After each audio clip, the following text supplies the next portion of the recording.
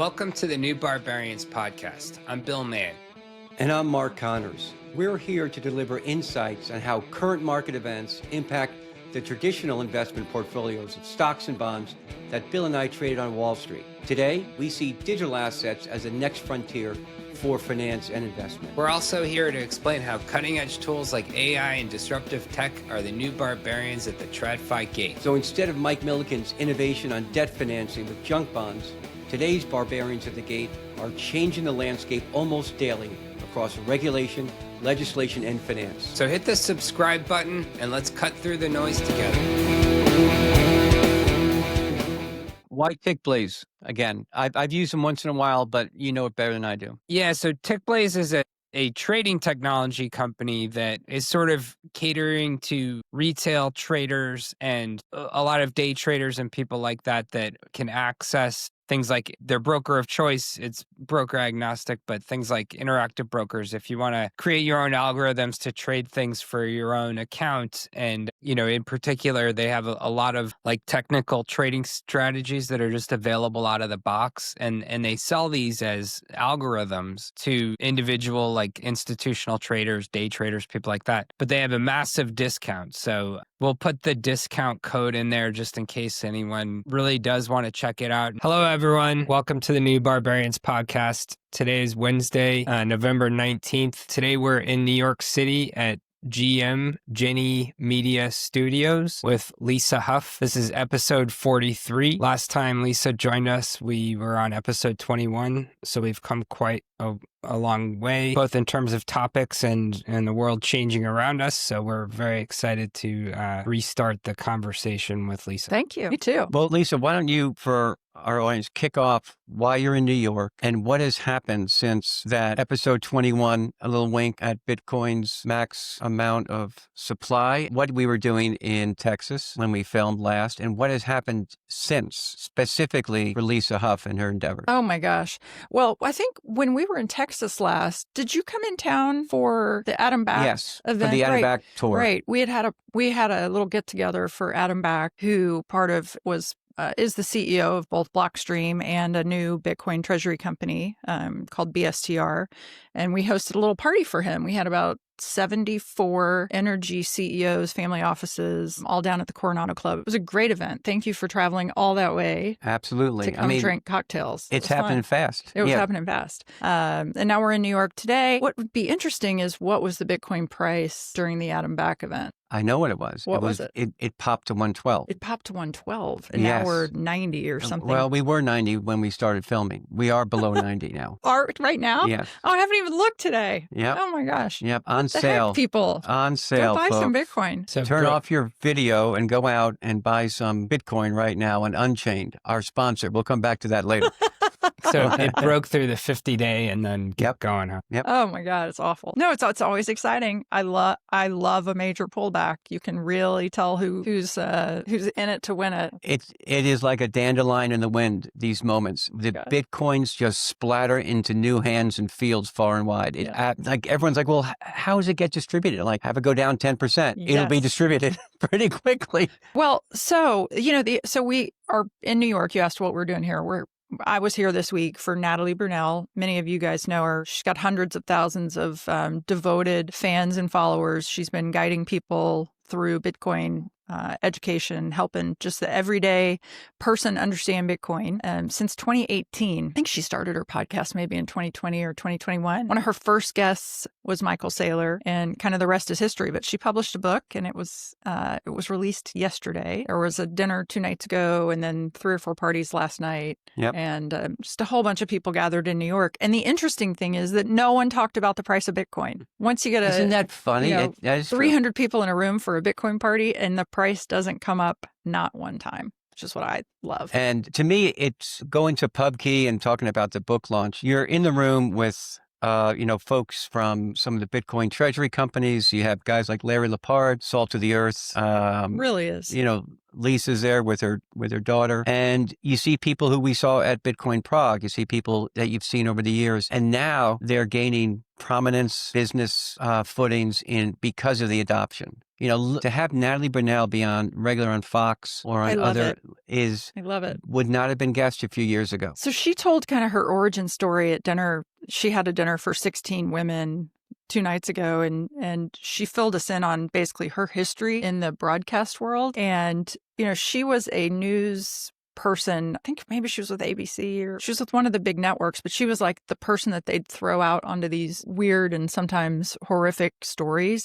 She told a story. She was somewhere outside of Palm Springs near Desert Hot Spring, which is, if anybody has been there, it's like not really a destination spot of California. But there had been a collision between chicken carcasses and a honeybee truck, and like thousands and thousands of bees had escaped. And so she was standing there in like a bee suit with the beekeeper who was trying to find the queen after this huge car wreck. So to see her, to kind of think about this is all like in the mid, I don't know when, 10 years ago, right? She's standing there. She's the bee person to yesterday. Midday, she's on with Charles Payne, and they're talking about Bitcoin in her new book. It's like, wow, if you just stick with it, she's a good gamer. Things will happen. Yeah, she's willing. Yeah. Working with journalists, I found them, not all, but to be tremendously resourceful. And a few of them ended up going to, like the guy at Van Eck, going into investment analysis because they just have that mind. They keep digging. Obviously, she dug through a bunch of carcasses and bees to find a story. God love her. And then she kept going and found Bitcoin. Yeah. Because you listen to her and you're like, is she just a journalist talking? And then you're like, no, she knows it.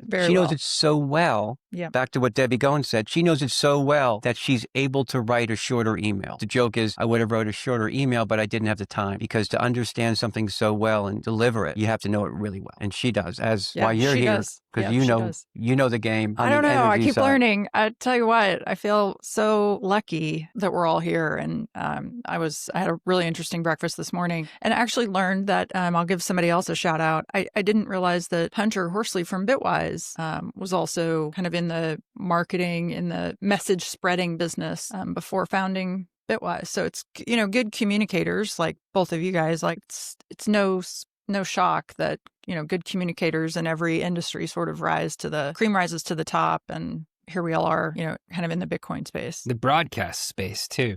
This is not in a place that I expected to be. The Bill man, would your friends at Two Sigma, when you in that room of people with headphones on, clacking keyboards, would they have said, I bet you Bill's going to be running a podcast pretty soon? Well, if you were going to make a bet on who in the room, maybe it would be me, but no, certainly not with, my friends over the years. I'm not, at the parties, like doing the outreach. I'd much rather be hanging out in a corner somewhere, So I did want to revisit. You mentioned Bitcoin Treasury Company, so a lot has changed. I am on the board of a SPAC that went public a few weeks ago. Oh, which one? It's Can called you say? Apex Treasury Corp. Okay. It's listed on the NASDAQ. And so I got to go to ring the NASDAQ closing bell on like a few Fridays ago.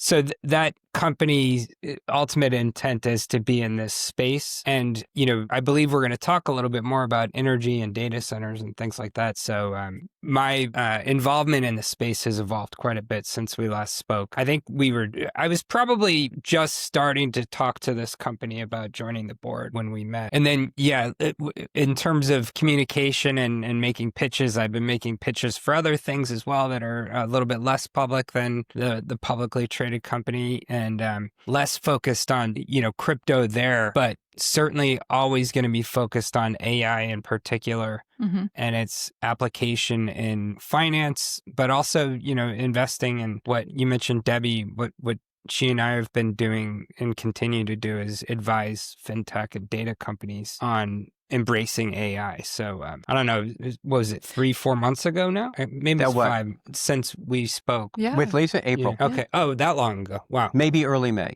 May, yeah. Yeah, it was May. It was May. Yep. It was May because I was getting ready to go to Ella's graduation. I know a lot has happened. And, I shared this tidbit with Mark earlier when you were bringing up, kind of the relevance of AI or how do we use it.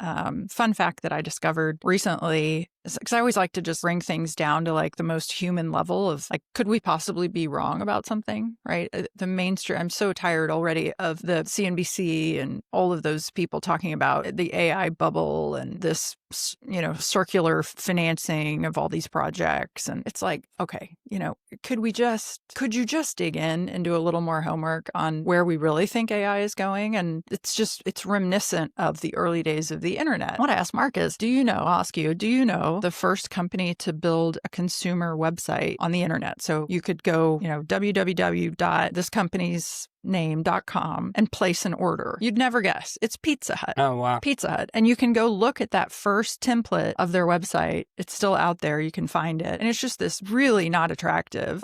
You can almost hear the dial-up internet as Right. you were hitting enter. Pixelated images, Right. a whole bit. Right. Lovely. And so when we think about AI, it's, there can't be a bubble in AI because it hasn't even touched all of the places that it can touch. It's going to be like water. It'll find its way to every little crevice with every human, with every business. When I think about Bitcoin treasury companies, and I've also been advising a Bitcoin treasury company, every company is going to have Bitcoin on their balance sheet. Last week, I was at the Cantor conference in Miami. It was fabulous. By the way, let me give you like the most mind-blowing statistic. Well, two mind-blowing statistics. There were 1,257 people that showed up at the Ritz-Carlton in Miami for the Cantor Fitzgerald conference. They had really thought that they'd get about 400. Now, you've got to remember, like a week ago, it seems like forever, but a week ago, air traffic control was really was suboptimal and flights were getting canceled. So a lot of people didn't think they'd be able to get there. So Cantor was thinking, we're going to be really lucky if we wind up with 400. They had 1,257 people walk through the door, and they announced on stage that they've done more investment banking this year than Goldman Sachs. And that's incredible,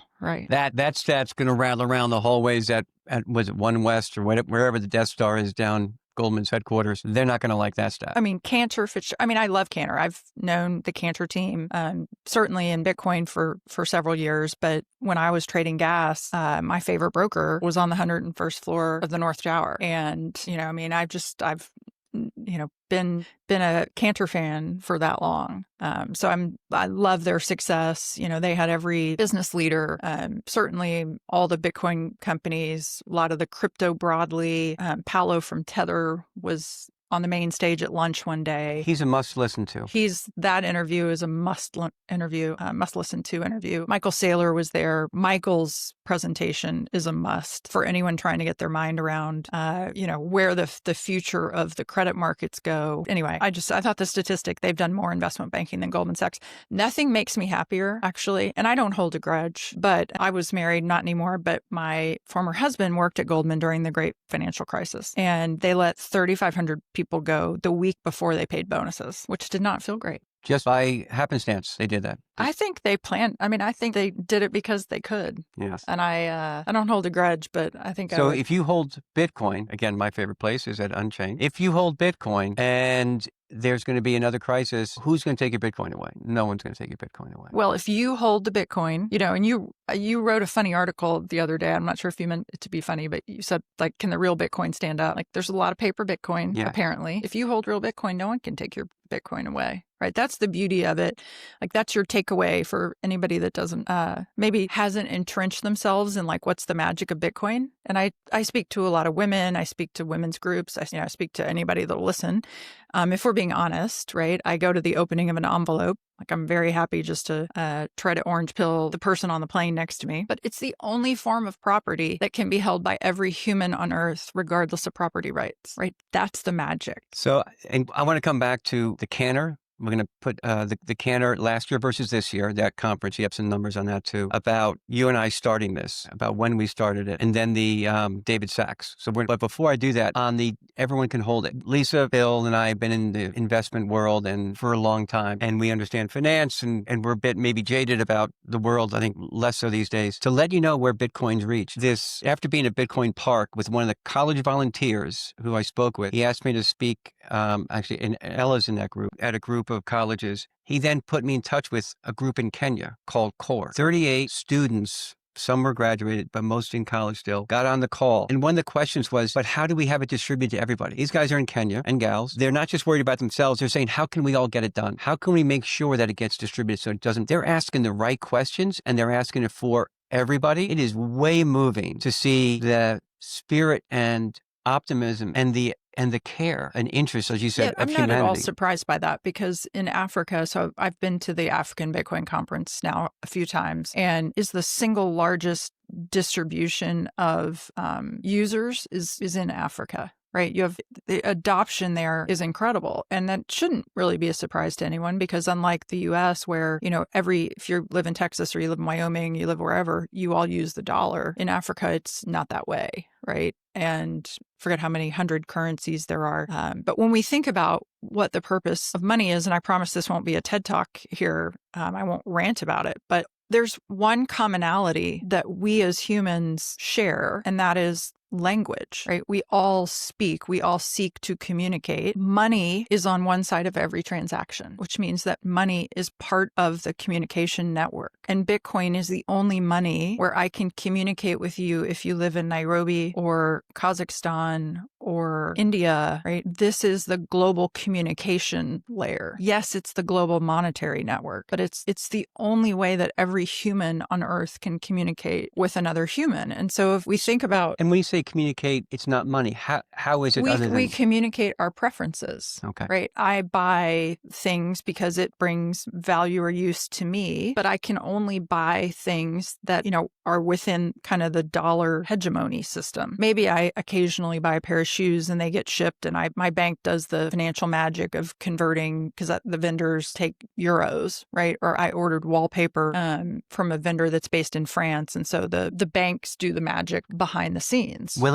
Willingly, happily. Because they get paid a fee. Good for them. Everybody should earn money. But, Bitcoin disintermediates the banks. I hope that they stay around for a while, I guess. It seems like that they have some use. I don't know. Maybe we don't have to debate that. But Bitcoin is the communication network for the whole world. That's what gives me joy. And that, when you go to Africa and you talk to these builders and founders who are just solving problems that they've faced forever. Talk about the company, the gentleman that you've worked with a few times, the miner. Oh, Gridless. Yes. Well, Gridless is incredible. Everybody should go Google. I think their website is Gridless Compute, but Gridless Energy, based in Kenya. Yes, they hosted us this year at the Bitcoin Africa conference. And then about 20 or 30 of us went on a safari together for 4 days. It was magic. The other thing we did was we toured their sites, and the site that I went to, basically this very remote village, 2.5 hours outside of Nairobi. The people out there had very limited access to electricity. And there's all these like huts that are built down this very steep sort of mountainside. And there was electrical infrastructure that had been put in. Somebody had come in, and there's a dam. Somebody was harnessing the water and then had built up infrastructure, but they couldn't afford to run it because the consumers that were there, the women that live in these huts, these families, right there, they couldn't pay for 24 hours of power every day. And they may have only had a lamp in their house. So Gridless came in, partnered with the energy company, and basically said, we'll buy every electron that you have. So, give the people here the energy that they request, that they want, that they want to consume. But, we'll be your base layer. We'll be the buyer of first resort, buyer of last resort. So Gridless built a Bitcoin mining operation there. And that mining operation now allows all of those people, and this is a frightening statistic, the people in that remote village now have more secure energy than the citizens in the city of Nairobi. Because in Nairobi, they don't have 24-hour day power.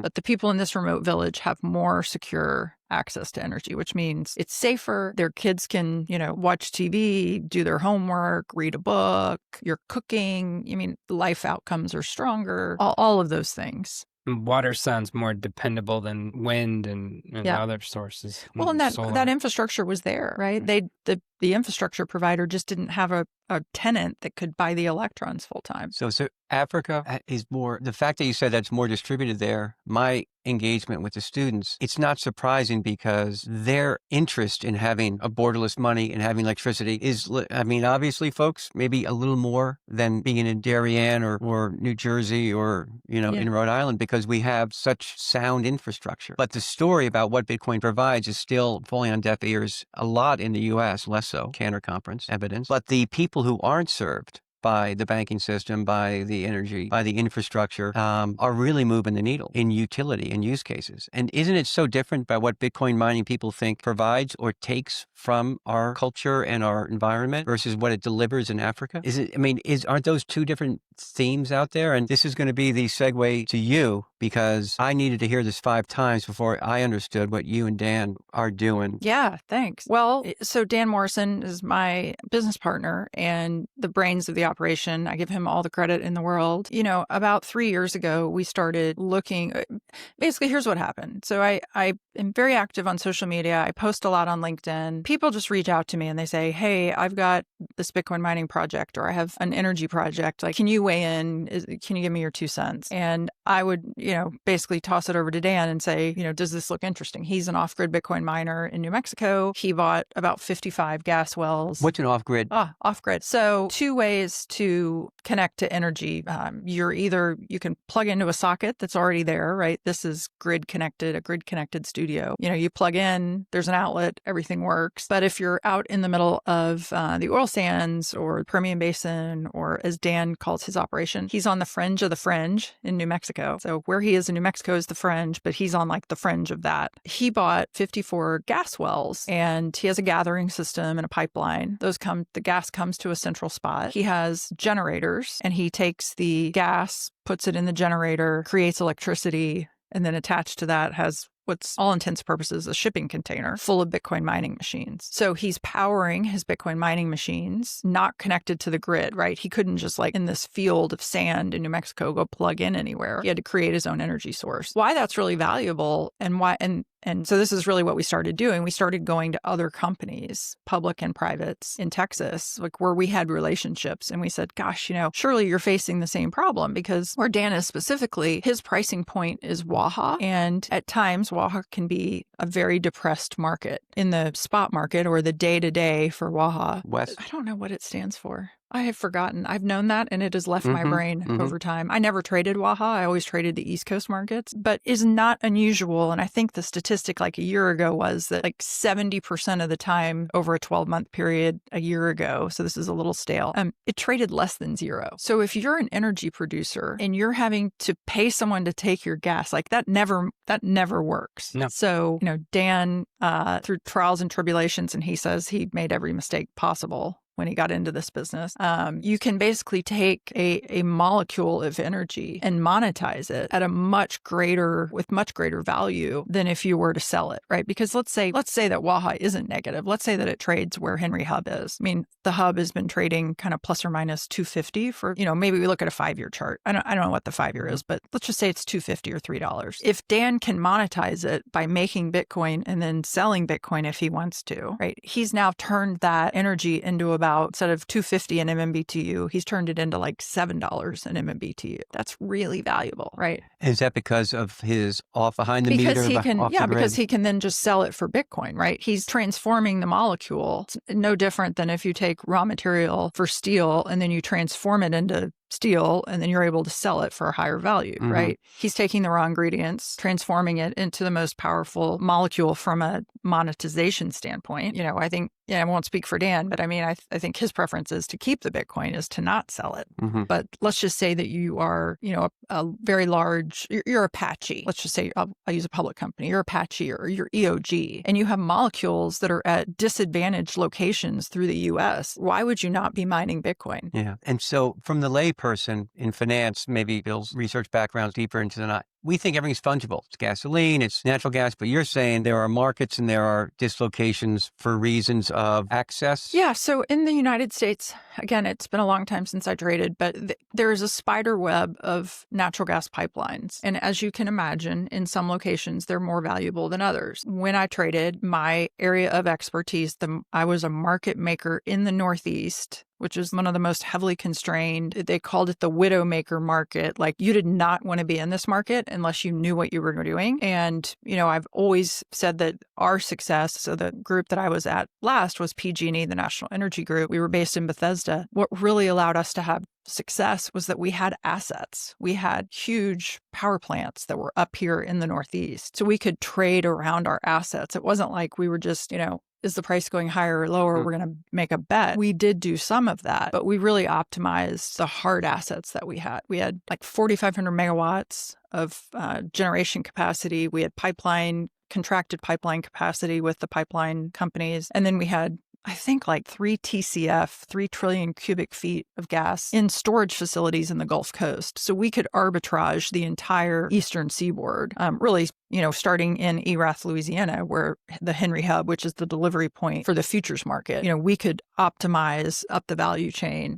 So Dan and I started looking at these energy projects for Bitcoin mining. But what really became, I think it's a national emergency, actually, and we clued into this pretty early, was that the AI groups, the huge consumers of compute, are going to have to start going somewhere else other than to looking for outlets in the wall to plug in their computers. And so we started coordinating these behind the meter projects. We went to landowners and basically proposed, hey, would you be willing or open to a conversation if we brought in a data center builder, an AI group who's your ultimate consumer, kind of here's our special sauce. And the speed to power for these consumers is extremely accretive. I don't have the numbers right in front of me, but if you call up somebody and say, I want to plug in a 250 megawatt data center, and you call ERCOT, they're going to say, okay, there's a whole bunch of questions they're going to ask you, but basically they're going to say, get in line. Like the wait is 4 years or it's 3 years or. So that's what OpenAI and Perplexity and all the other LLM. Everyone's looking for power. I mean, you've got basically Google, Qualcomm, yes, OpenAI. She spoke at the Cantor conference, although remotely, which was a shame. I would have loved to have met I think it was their CFO. It was a woman. Her name is Sarah. Lost her last name, but very well spoken. They're all looking for rapid deployment for power. And they can pay more. I sort of say cheekily, like they pay more because they can go raise infinite money in Silicon Valley. The Bitcoin miners, like, man, that is a hard road to raise money for a Bitcoin mining, because of thanks to Elizabeth Warren, who, by the way, belongs in prison for treason. And if you didn't hear that, you can go to our 21st episode in May when Lisa said the same thing. I say it every time. Elizabeth Warren belongs in prison for treason. She has the crimes against humanity and her just devious behavior towards the Bitcoin companies, the crypto broadly, against people's ability to protect themselves, right? Like people say, like, why are you doing this? And I say, because I want to live every day of my life with dignity, right? I'd prefer that everybody not rob me, right? I'd prefer that our money, why is it that my money is worth less today than it was 5 years ago? Why do I have to pay more for ribeyes? It's twice as much. I went to Starbucks yesterday, got 2 coffees and 2 egg white bites, and it was $30. Like, how is that possible? And, just for the average human, like what that really equates to at the end of their life, is that you've got an 85-year-old who, forget living below the poverty line, lives without their dignity because they have just been fucking robbed. No. And I know I lied about your statement because it's a charged one, but I've seen the elderly get robbed, and it impacts them physically and emotionally because their fixed income doesn't cover it anymore. No, it doesn't cover it. And the inflationary impact from one big, beautiful bill, et cetera, everything will continue to debase the dollar. So let's go back to the energy thing and touch on Elizabeth Warren for a second, because not only was it about Bitcoin's distribution for folks in Africa and here, but it's about the innovation and the stalling and where we are as an energy independent country. Okay, so one more jab against Elizabeth Warren. No, one more jab. This is a good one. So when Apple, have you heard this? When Apple went public, the state of Massachusetts, this was in the New York Times, the state of Massachusetts made it illegal for a citizen to buy Apple when it IPO'd. They said, this is too dangerous. We don't want people to lose all their money. So if you live in Massachusetts, you cannot buy the Apple IPO. Back in get the F 70s? Out of here. Do we live in China? No. Let me remind you, we don't. No. Well, you are talking talking about Massachusetts. You know, I No, but kind of grew up when there. did it become okay for, an elected official to tell me, an American citizen, right, the child of a veteran, what I can or cannot do with my own money? Like I would never live in Massachusetts for that reason. By the way, they're the worst, most aggressive, angry drivers, which just at the end of the day causes them all to have stress and live a horrible life. But like, let's not forget the big dig that made it worse. Right. Anyway, sorry. I get so fired. So That all just makes me so angry. So let's touch on that because what Bill does for a living with Harmonic and with Debbie, I got pulled into it. I had no interest in, you're like, remember I wanted to do the podcast only on Bitcoin? You're like, hey, why don't we do it together? I'm like, why? You done Bitcoin? He goes, hey, I think I had no idea. So that was December. Trump is then, his administration has an AI and crypto czar. So he paired it. You and I, by happenstance, did the peanut butter and chocolate and made, the best podcast for Reese's Peanut Butter Cup that I've seen so far. Trump did it with it, and you're doing it now. You walked into Bitcoin, and now AI's coming, knocking on doors of these. So can you go into what's happening maybe in the ecosystem or just among the players? Because you talked about, I don't know if you can name the players, about who's coming on. It's relevant because in the markets, yes, you've seen this company called Iris go up by 300-400% this year. But its market cap is still like, I think 18 billion, less than 20. And the monsters above them, the Microsofts and the Googles and AIs, they're coming for the energy. They're coming for the intelligence, like Dan has, as you said, being able to make the machines work faster and get to that. So on the market standpoint, what was the stat you gave me or someone? 50% of hedge funds are trading digital assets now. That came from a prime broker. Really? Wow. So that's up from us. It's up from like zero. Yeah. So that's pretty impressive. So people are figuring out, and that's the one thing I can speak to, is the asymmetry of Bitcoin's performance even today. Even if it goes down, when it trades differently than the other assets, people go yum, yum. So on the, I think stepping back and not being a person in Massachusetts told not what to do. If you're a financial person, just look at Microsoft and NVIDIA's market cap. Are they going to be around? What are they going after? Data centers. What are data centers going after? What you're building? Power. Yeah. Yeah. No, I think we all woke up, Dan and I were awake, and I know you guys are, but the kind of as a country, we woke up when Trump came into power and said, I'm going to mow down the obstacles in your way, right? We are going to be an energy rich country again. There's no reason for us not to be. And there's huge geopolitical risk for us not embracing the national energy infrastructure. There's huge risk for us not embracing the AI infrastructure that's being built. And, why is that? There's a phenomenal interview with, I forget his last name, Tarek, who's the head of Humane, the group that's in Saudi Arabia. And he talks a lot about, exporting compute tokens to other countries. And, I think he names India. And, Saudi has always been an exporter of energy, right? And for your audience, maybe most people are aware of the petrodollar, where basically we, the U.S., had an agreement with Saudi where, they would export their oil to us. We would export national security to them. That was kind of broadly known as the petrodollar. That formal agreement ended, I think, last year or in the last 2 years. It didn't form. Yes, there was It expired. It expired, but it's still not. Yes, right. But when we think about, it was a 50-year agreement, which I think is more to the point how long it's been going on. Right, how long it's been going on. But when we think about what the future looks like, it's not only exporting of the raw energy of the commodity, right? But now you can, for the first time ever, you can export the digital token or the digital compute. So again, back to the raw ingredients of, turning nat gas into Bitcoin, realizing the most for your compute power. In Saudi at Humane, they're basically taking their own energy, turning it into digital compute tokens that then they can export around the world. I personally, I think you guys would agree, I don't want to buy compute tokens from Saudi. I don't want to import compute tokens from another country. I think it is very important that we in the U.S. sustain our own infrastructure, right? And this would be new for us because we have wanted to export manufacturing to other countries. We've had the idea that was somehow brilliant, to just be a net importer. I don't want to be a net importer of AI. Let you and Bill talk about the token, because I first heard about the context window from Bill and how now it's growing more, which is a function of power, I think, and a couple things. What I understand that the energy in through a hardware device, what NVIDIA provides and others, creates Bitcoin, and that's stored in Ember. So that's energy that's stored because there are only 21 million Bitcoin. And I get that. How does that energy through that now AI data center create a token that Humane's creating? Then what are they exporting? What is the token that they're exporting? I mean, I'm happy to answer it, but I think they're exporting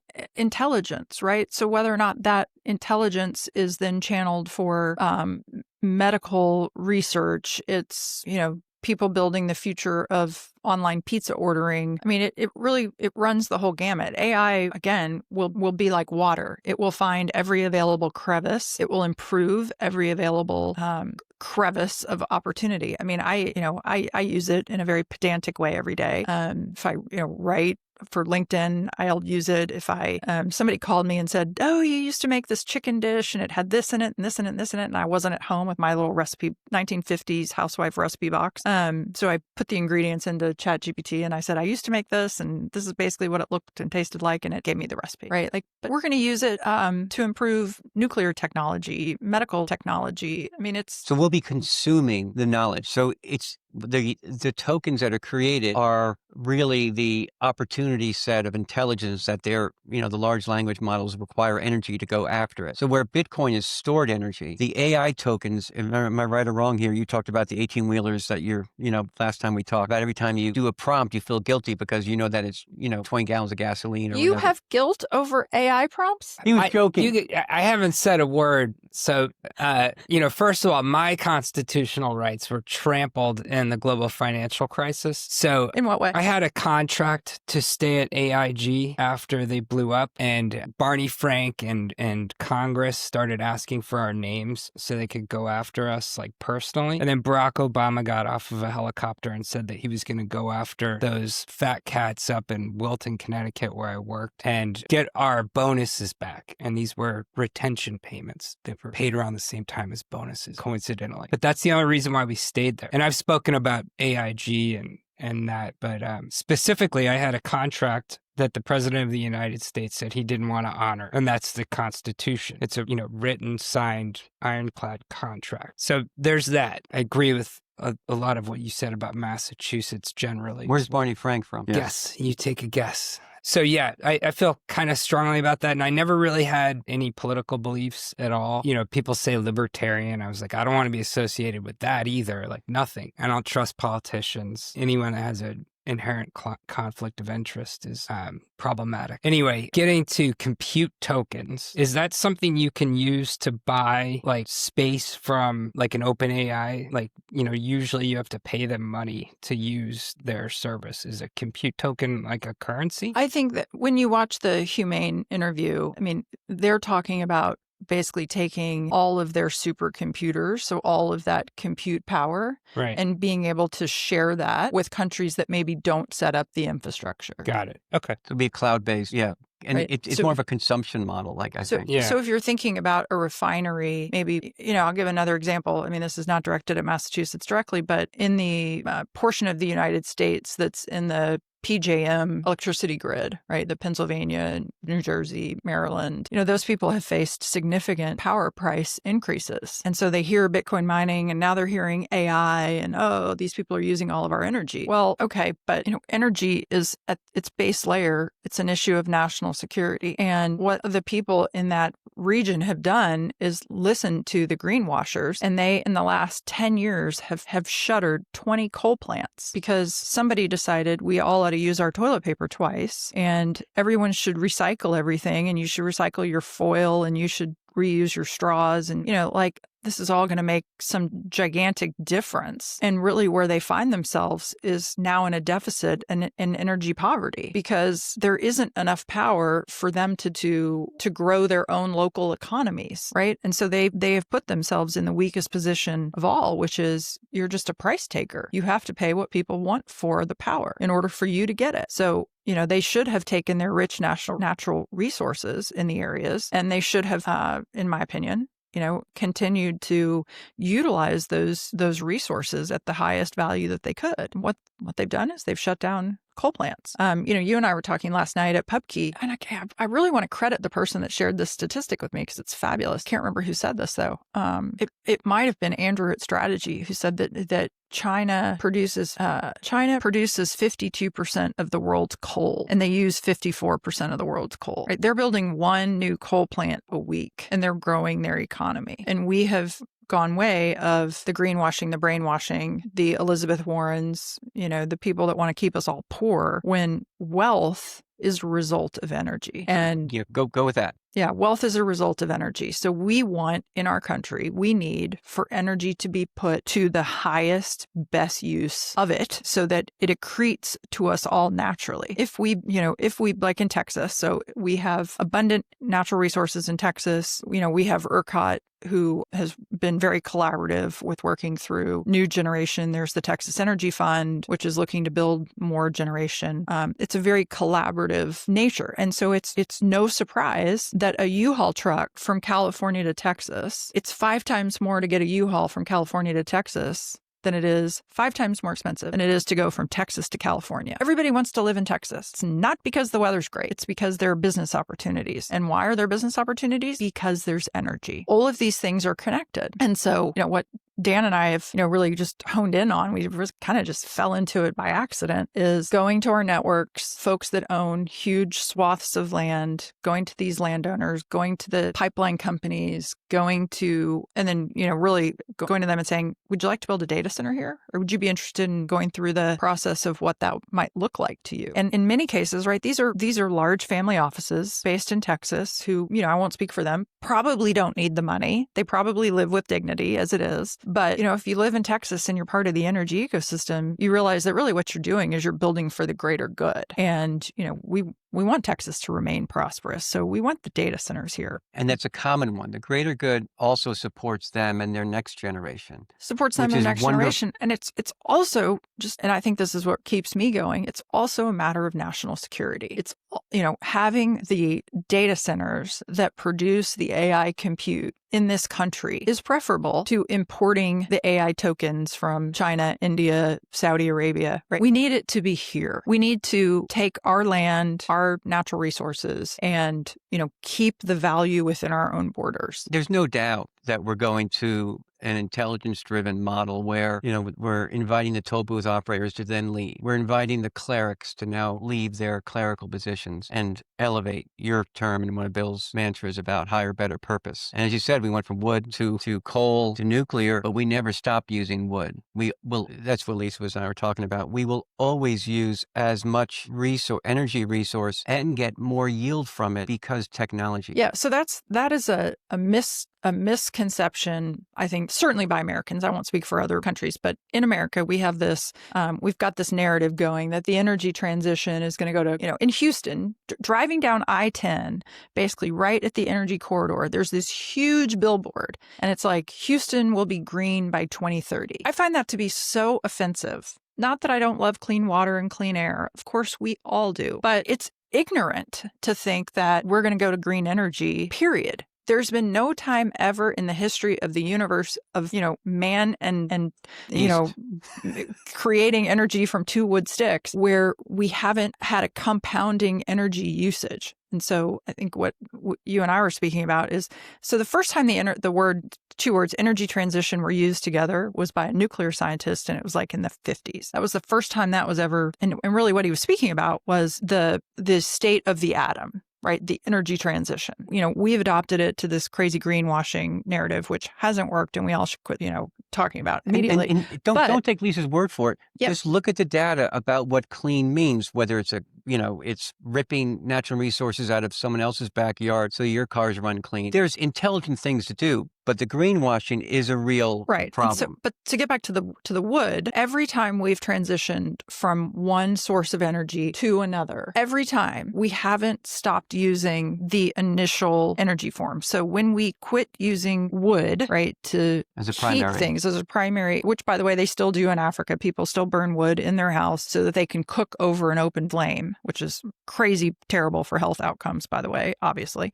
But people said, oh, well, timber will be worth less because now we have kerosene. And so we won't use wood to cook by, to heat our homes, because now we have kerosene. So wood will become less valuable. Well, that in fact did not happen. What happened? We created the oil barrel, and those first barrels were out of wood. That has played out time and time again. So what we need, what I want, is for us to broadly acknowledge that like energy is the source of all good things come to those who embrace energy. So anyway, what Dan and I work on is basically uncovering energy assets for these data center builders or for the end user client. And our first project actually it took about 10 months, which we felt like seemed like an eternity, but kind of broadly, people are like, wow, that was really fast. It's a big data center that's going to go into West Texas. And it's on land that's several 100,000 acres. It's all owned by one family in Texas. There are 2 gas processing plants there. There are 2 pipelines that have natural gas on site. It's also a strategic location for some of the agencies within the U.S. government, which I think is really critically important also, right? If you think about national security and, okay, if we're going to go build these AI data centers, like we want to protect them, right? We don't want them to be out in the middle of nowhere and exposed. Like actually a lot of our energy assets are in places that aren't hugely protected. And I forget what the statistic is, but in any given year, there's I think the number's 8. There's 8-ish potential national security threats that happen at significant grid locations within the US. So there's, somebody from North Korea comes, is found at a substation with, dynamite or whatever, right? There are a lot of things that can happen that would change the energy security for our country in a heartbeat. So that's the energy. And then yesterday we had an experience about what happens with a cloud flare. Right. So that's the the tech side of the game. But if you cringe it, get synced or crimped at the energy side, it's the same thing. Yeah. And what's the stat? Marty Ben throws this out a lot, or it speaks to it. Something like 5 to 7% of all energy is actually wasted. Captured, it doesn't get, gets used and not, in other words, they consume the raw material and they don't expend the energy. Because as you said, in Africa, that one group walked away because they said we have too much wasted energy. And what Bitcoin does is it steps in and stabilizes grids, allows people to operate profitably and at lower rates because they walk away during spikes. Yeah. When the energy goes up and there's a surge, they walk away, they give more access to energy, the price gets more stabilized. So when the reason why Natalie was on with Charles Payne of Fox saying, I don't get upset at days like this because I understand it. In that piece I wrote about, which will the real Bitcoin please stand up? I had a Madame Curie quote. I know, I love fear. that. And a little nod to the anniversary, I think, of her death. And she said, it's up to us not to fear, but then it's an invitation to understand. And when you understand the energy dislocation and what Bitcoin provides, then you're not afraid about Bitcoin's price, and you actually want to support people like Lisa and Dan to do what they're doing because we need to have this done. Well, it needs to be part of the national discussion. I mean, it's, the national security is 3 things. It's obviously a strong standing military. It's diplomatic relationships, among our global cohorts, and it's the economic vivaciousness, right, of a country. And so we need to do everything in our power to make sure that, we are the economic leader of the world. Which is innovation. But it's innovation, and you can't have innovation unless you have energy. We cannot continue to export innovation. Bill Clinton stood on a stage, I guess it was like in the late 80s or early 90s. I wrote about this recently also, but he stood on a stage because China had finally opened the door to the internet in their country. They had basically closed off the internet to their citizens, and they opened the door, and he got on stage and made some comment see, diplomacy is spreading around the world. This democracy is broadening around the world. China is embracing democracy. They weren't embracing democracy, right? They realized that the internet was going to be at the root of it was going to be what catapulted them from, however many billion people live there, bring them out of poverty. And they've built some of the most innovative, technically advanced, physical infrastructure sites, obviously online distribution sites. They're versions of AI compute, use less power than ours, or more highly sophisticated. Like it was an economic. It wasn't this altruist. It was the realization that, we have to support innovation. And that's what we need to get back to in this country, because when we support innovation, we can support innovators, the young people, our kids, right? Let them have hope that they're going to get married, have children, buy houses, take a summer vacation, instead of this zombie land where we all seem to live in where today. It's being sold as, and there's evidence of it. But I'll, as we come up on the hour, I want to, you nodded to Bill on the young, which is the people that we've had on this podcast are younger. Some are younger than my children. And I don't know what that means, but I just have to say it. And I'm learning from them. I go back to Charlie Marin, about he hires a person who then is going to hire 5 agents in order to have them work. And you think, oh, that's 5 jobs that are taken away. And that's not the right way to think of it. There are 3 other businesses that are going to be spawned like Charlie's that are going to be able to create and outdo another larger cap firm who can't innovate as quickly. So the opportunity for the college kids, and this is a huge message, is do not be afraid. Like Lisa said, we're being sold about how this is a terrible time. There's always a window that opens, and the window is understanding AI, understanding money, and listening to folks like Bill and Lisa and podcasts like this that explore things about what's happening, not what happened, and what's misunderstood. Energy's misunderstood, money's misunderstood, and there's a huge runway for both right now. And you guys are absolutely behind the meter. You're bringing 3 or 4 different folks together who don't normally talk together. Those groups of people to say, you guys have a shared opportunity here. Yeah. Well, they'll find each other eventually. I mean, with or without us, they'll find each other eventually. But the speed right now, just in the most, basic pedantic commercial terms, the speed is what's accretive to every corporate balance sheet. So, they know that they can have power in 5 years or 7 years or 8 years or, whatever. But if they can, drastically shorten the timeline, it rewards them handsomely. And really, that's good. We all should cheer for that because it rewards all of us. When innovation is built here at home, built in our cities, built in the states that we live in, we all benefit, right? Texas is, I haven't followed this closely, but there's been a lot of discussion about eliminating property tax in Texas, right? That would affect, how many Texans, how many people who, whose dignity that would accrete to their bottom line. Like, It's going to mean more people moving to Texas, though. no, it's more people moving to Texas, but And then people, dignity, they get to allocate resources as they see fit. That's a dignity you're getting back your wealth to allocate, which people are usually a better allocator than the government. So I guess I feel like I'm sitting next to a freedom fighter today. This is pretty cool. I don't know how anyone feels about Greta and sort of the global warming. I think that's generally what we're calling greenwashing, but I believe the tide has changed a bit. oh, it's definitely changed. Silicon Valley now demands more power than anyone else, I would argue.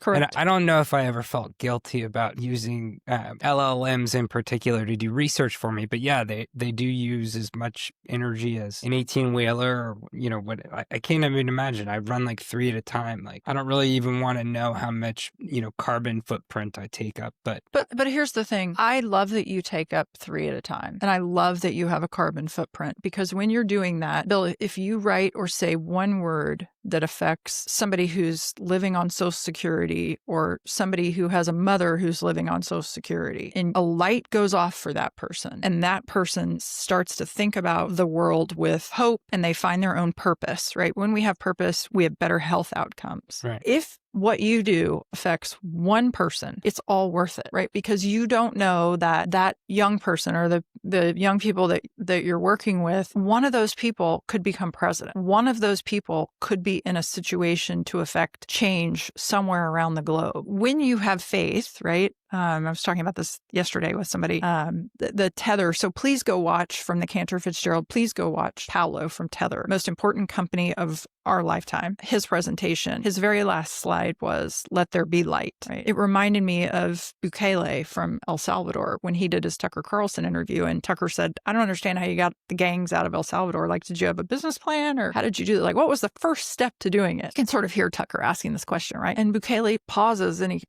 And he looks down and he said, I gathered my cabinet together and we all prayed. And he said, I talked to God first. It's like when you have faith and when you are working for the betterment of those around the globe, like we win. So keep running your 3 LLMs at one time. There's going to be somebody that picks up the thread of what you write or what you say that will carry the ball down the field for you, right? Maybe you carry it 10 yards, maybe he carries it 100, maybe you carry it 100, maybe she carries it 500. Like I am a freedom fighter, but I come at it from let's export freedom globally.